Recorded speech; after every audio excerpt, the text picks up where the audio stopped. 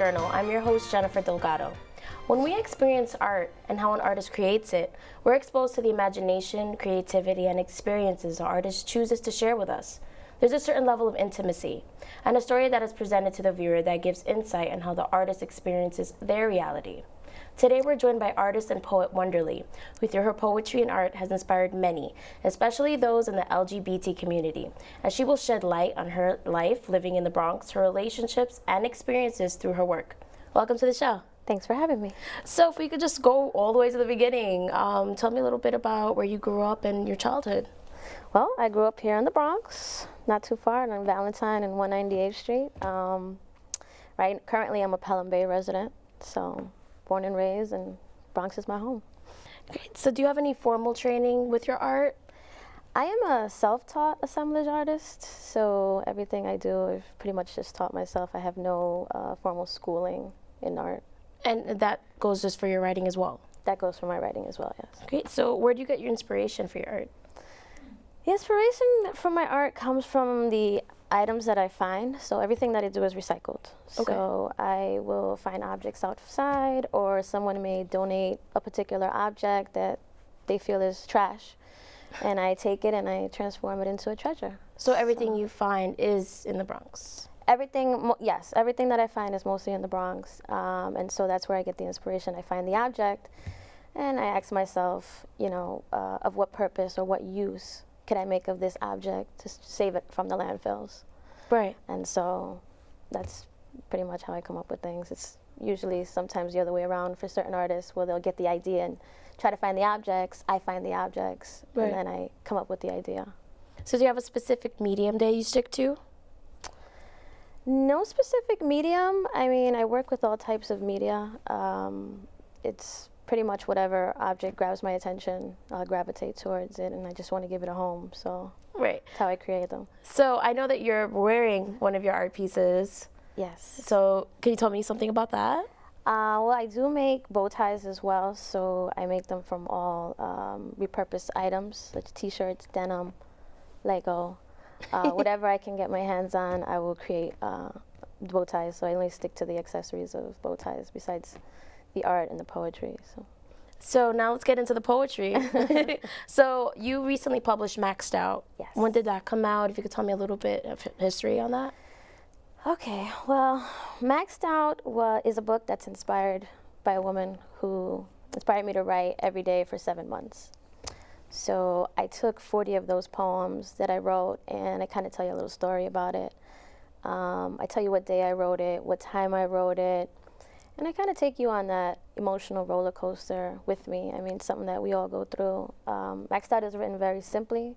I wanted everyone to be able to understand it. I didn't want, someone that wasn't that educated to not understand what I was trying to say. And I mainly wrote it, too, for the youth, because I wanted it to be something that that they could reflect on, in a sense, and understand that we're all the same. We all experience the same emotions. Doesn't matter if you're gay or straight. Emotion is emotion. Absolutely. And emotion defines us by teaching us. Teaching us to be better people. So I just wanted to give a little bit of a message to them as well. Right. I definitely took that from your book as well.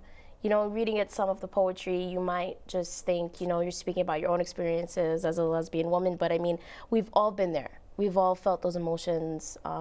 So I definitely get that from your book. But your cover's special. If you could tell me a little bit about that cover.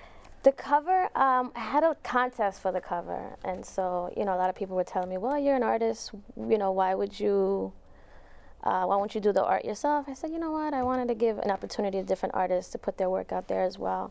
And so I held a contest for the cover work, and this particular gentleman is from Pennsylvania. He won the contest, and I thought it was great. It's a credit card. It says Maxed Out on it, which was perfect. I felt like, Maxed Out is about reaching your limit, just awesome. About having had enough, and you just can't take it anymore, so. Right. So I guess a lot of our viewers are going to wonder, how did you get your name Wonderly? How did I get my name Wonderly? A lot of people like to ask me that question. I guess my friends had always called me Lee. And when I came up with my artist name, I wanted something that was catchy, something that would stand out a bit when I spoke to people.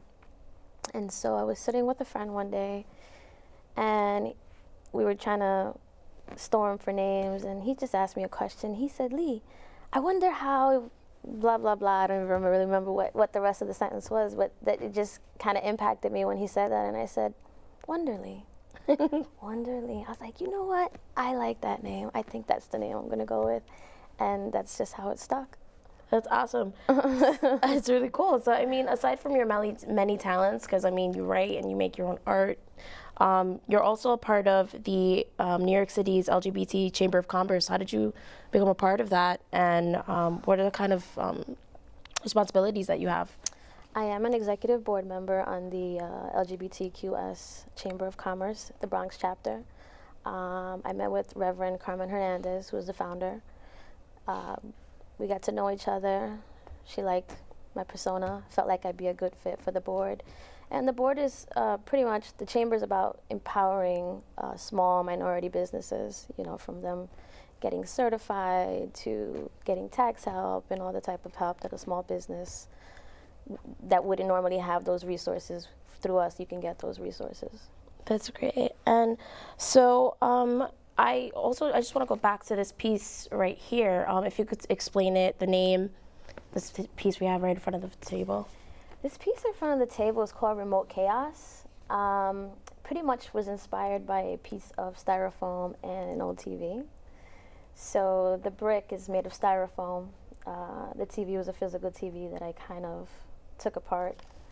The artwork in the front was actually just a photograph that someone was going to throw away that I just decided to utilize for the face. And it's just pretty much, you know, what we watch and the things that we put into our mind kind of define us. And so, you know, if you're not careful about the things that you are watching or listening to, you know, you can have some type of chaos. So, Right. So I titled this piece, you know, The Remote Chaos.